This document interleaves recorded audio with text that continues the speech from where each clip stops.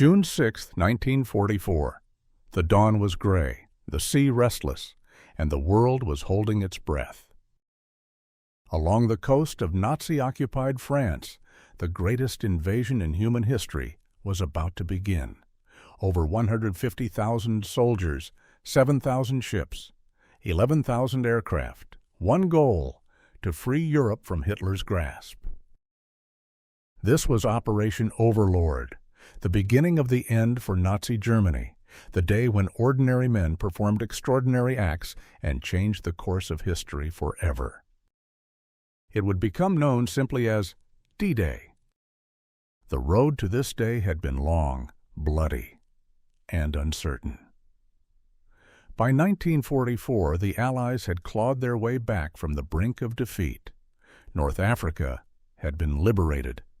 Italy was falling. But the heart of Hitler's empire still beat in occupied France. To defeat Germany, the Allies had to do the impossible: cross the English Channel, storm a coastline lined with machine guns, and establish a foothold on the continent. The plan was codenamed Operation Overlord. Its commander, General Dwight D. Eisenhower. A calm, steady leader, the man who bore the weight of the free world on his shoulders. The Germans expected an invasion, but they didn't know where or when. Hitler's Atlantic Wall stretched from Norway to Spain, a vast network of bunkers, mines, and artillery.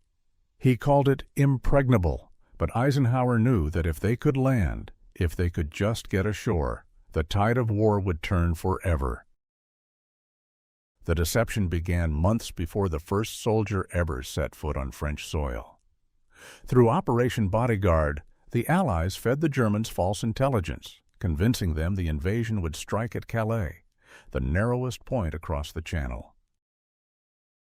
Fake radio traffic, inflatable tanks, even a phantom army commanded by General George Patton, all part of a grand illusion. Meanwhile, in secret camps across southern England, the real invasion force gathered: men from America, Britain, Canada, and across the free world. Farmers, miners, mechanics, young men barely out of school, training for a mission few expected to survive. They studied maps of beaches they had never seen, practiced landings on English shores that resembled Normandy, and wrote letters home they feared might be their last. The invasion was originally set for June 5th, but the weather turned violent: heavy winds, churning seas, and low clouds. Eisenhower faced an impossible choice: delay and risk losing the element of surprise, or go ahead and risk disaster. On the night of June 4th, he paced the room, chain smoking, silent. Then, at 4:15 a.m., June 5th, he looked at his staff and said the words that would launch history's greatest gamble. "Okay, let's go." Midnight, June 6th, before the main invasion, thousands of paratroopers from the 82nd and 101st Airborne Divisions dropped into the dark fields of Normandy. Their mission: seize bridges, destroy defenses, and sow chaos behind German lines. They descended through clouds of anti-aircraft fire, scattered miles from their targets. Many drowned in flooded fields. Others landed alone, surrounded by enemies. But still they fought, cutting phone lines, capturing villages, and confusing the German defenders. Their courage would buy precious hours for the men still waiting offshore. Then, as dawn approached, the horizon filled with steel. More than 5,000 ships, destroyers, troop transports, landing craft stretched across the Channel as far as the eye could see. At 6:30 a.m., the first wave hit the beaches. The Allies had divided Normandy into 5 landing zones: Utah, Omaha, Gold, Juno, and Sword.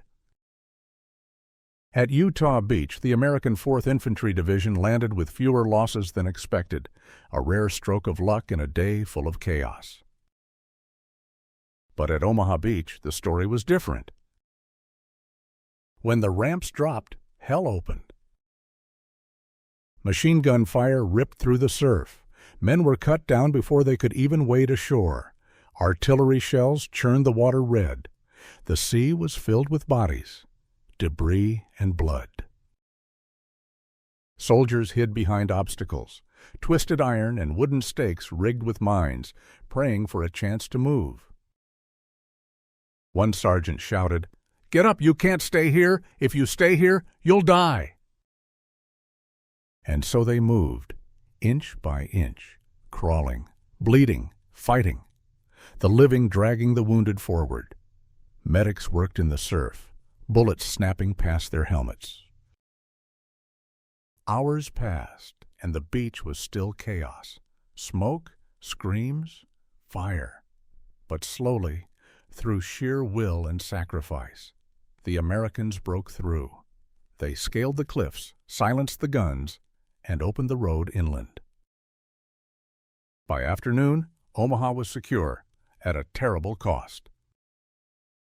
Elsewhere, the British and Canadians were fighting their own battles at Gold, Juno, and Sword. They faced concrete bunkers, hidden artillery, and fanatical resistance. But they pressed on, taking village after village, clearing mines by hand, advancing under fire. By nightfall, all 5 beaches were connected. The Allies had landed 156,000 troops in one day. But they had also suffered more than 10,000 casualties, 4,400 dead. It was the bloodiest day of the war for the Western Allies, and yet it was also their greatest triumph. That night, as exhausted soldiers dug in on French soil, Eisenhower received the first reports. The beachheads were secure. He wrote a brief note in his diary, one he had prepared in case of failure. It read, "Our landings have failed, and I alone am responsible." He folded it quietly and placed it in his pocket. He never had to use it. The invasion had succeeded. In Berlin, Hitler refused to believe it was the real attack. Convinced the main invasion would still come at Calais, he kept his panzer divisions there for 2 critical days. By the time he realized his mistake, it was too late. The Allies poured into France, through hedgerows, fields, and towns scarred by war. By the end of June, over 1 million men had crossed into Normandy. Paris would be liberated within 2 months. The tide had turned, but the victory came at an unbearable price. On the beaches, the cost of freedom lay everywhere. Broken rifles, helmets, letters soaked in seawater. The bodies of young men who would never go home. For many, D-Day was not a triumph. It was a memory too painful to speak of. One survivor of Omaha Beach said, "It wasn't courage that got us through, it was fear. Fear of letting down the man beside you." Another wrote, "When we hit the beach, I was 19. When I left it, I was 39. D-Day was the turning point of World War II. From that day forward, Nazi Germany was on the defensive. Within a year, Hitler would be dead, and the war in Europe over. But the legacy of June 6, 1944, endures, not just as a military victory, but as a testament to human endurance, brotherhood, and sacrifice. Those who fought that day came from different nations, backgrounds, and beliefs, but on those beaches, they were one. They faced impossible odds, and they won, not for conquest, but for freedom. Today, the beaches of Normandy are quiet again. The tide washes over smooth sand. Children play where soldiers once fell, and above them, The wind whispers through the rows of white crosses that stretch toward the horizon. Each name carved in stone is a story of courage, of fear, of love, of sacrifice. A reminder that freedom was bought not by words, but by lives. D-Day was the day the free world fought back. The day light began to pierce the darkness. The day ordinary men became heroes. Operation Overlord was more than a battle. It was the moment when humanity, standing on the edge of tyranny, refused to fall. The longest day in history, and one that the world must never forget.